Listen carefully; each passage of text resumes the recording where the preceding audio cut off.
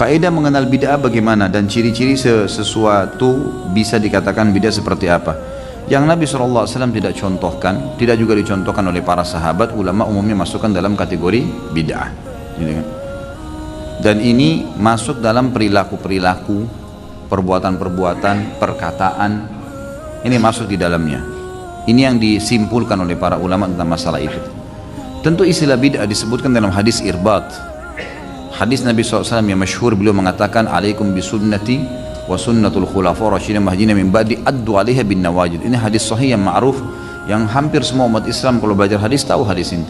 Kata Nabi SAW, berpegang pada sunnahku dan sunnah khulafa rasyidin setelahku, berpegang teguhnya walaupun dengan berpegang teguhlah pada keduanya walaupun dengan gigi geraham kalian. Lalu Nabi SAW berkata, wa iyyakum wa muhdatsatil umur, dan hati-hati dengan muhdatsat. Tahu muhdatsat itu apa? Hadatsa, ya, muhdats ini artinya sesuatu yang baru. Hati-hati dengan perbuatan-perbuatan yang baru, yang tidak ada panduannya, tidak ada tuntunannya. Baru artinya tidak saya contohkan, tidak ada juga dalam khulafaur rasyidin. Karena di awal hadis kan berpegang pada sunnahku dan sunnah khulafaur rasyidin. Berarti yang dimaksud dengan muhdats di sini kembali kepada dua itu. Berpegang teguhlah pada keduanya walaupun dengan gigi geraham kalian, dan hati-hati dengan muhdatsat, baru-baru yang tidak ada dalam sunnahku, tidak ada dalam sunnah khulafaur rasyidin, gitu kan?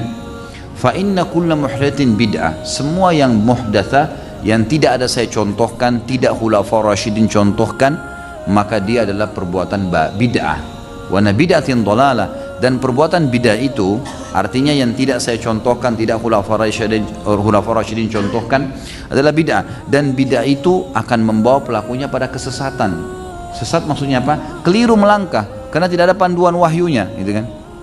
Wa inna dhalalan finnar, dan kesesatan akan membawa pelakunya ke dalam api neraka. Ini sabda Nabi SAW. Beliau menyampaikan masalah itu.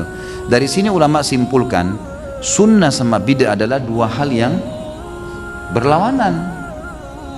Yang hidupkan sunnah berarti mematikan bid'ah, yang hidupkan bid'ah berarti matikan sunnah. Karena memang sudah begitu dia, gitu kan?